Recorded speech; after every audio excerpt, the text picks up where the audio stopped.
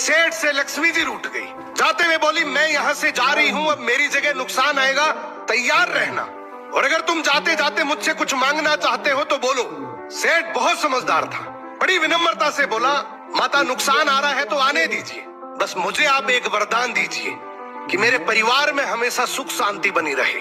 लक्ष्मी जी मुस्कुराई, तथास्तु कहा और वहां से चली गई। अब उस सेठ की 4 बहुएं थी। कुछ दिनों बाद सबसे छोटी बहू खिचड़ी बना रही थी। उसने खिचड़ी में नमक डाला और अपने काम में व्यस्त हो गई। तभी दूसरी बहू आई और उसने खिचड़ी को बिना चखे ही और नमक डाल दिया और वो भी अपने काम में व्यस्त हो गई। ऐसे एक एक करते तीसरी और चौथी बाकी की 2 बहुएं भी आई। उन्होंने भी खिचड़ी को बिना चखे ही उसमें नमक डाल दिया। अब रात को सबसे पहले सेठ खाना खाने बैठा। जैसे ही उसने खिचड़ी का एक चम्मच लिया, उसे महसूस हो गया कि इसमें बहुत ज्यादा नमक है और सेठ जी तुरंत समझ गए कि नुकसान आ चुका है। किसी से कुछ नहीं कहा, चुपचाप खिचड़ी खाई और चला गया। अब सेठ के बाद खाना खाने की बारी आई सबसे बड़े बेटे की। बेटे ने खिचड़ी का एक निवाला लिया। उसने परिवार वालों से पूछा, पिताजी ने खाना खा लिया? उन्होंने कुछ कहा? तो बाकी सबने जवाब दिया, हाँ पिताजी ने तो खाना खा लिया, लेकिन किसी से कुछ नहीं कहा। तो बड़े बेटे ने भी चुपचाप खिचड़ी खाई और चला गया।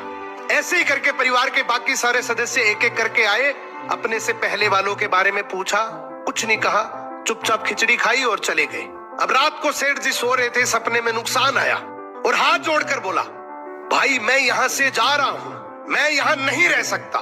तो सेठ जी ने पूछा, क्यों, क्या हो गया? नुकसान बोला, तुम सबने मिलकर 1 किलो नमक खा लिया, पर मजाल है कोई किसी पर नहीं चिल्लाया, किसी ने गुस्सा नहीं किया, सब शांत रहे। अब जिस परिवार में इतनी सुख शांति हो, आपस में इतना प्यार हो, वहां पर मैं नहीं रह सकता। निष्कर्ष कि जिंदगी है तो उतार चढ़ाव, दुख सुख, फायदा नुकसान सब चलता रहेगा, लेकिन जिस परिवार में आपस में लोगों में प्यार है, सुख शांति है, छोटे में आदर, बड़े में बड़प्पन है, उस परिवार का कोई नुकसान, कोई आपदा कुछ नहीं बिगाड़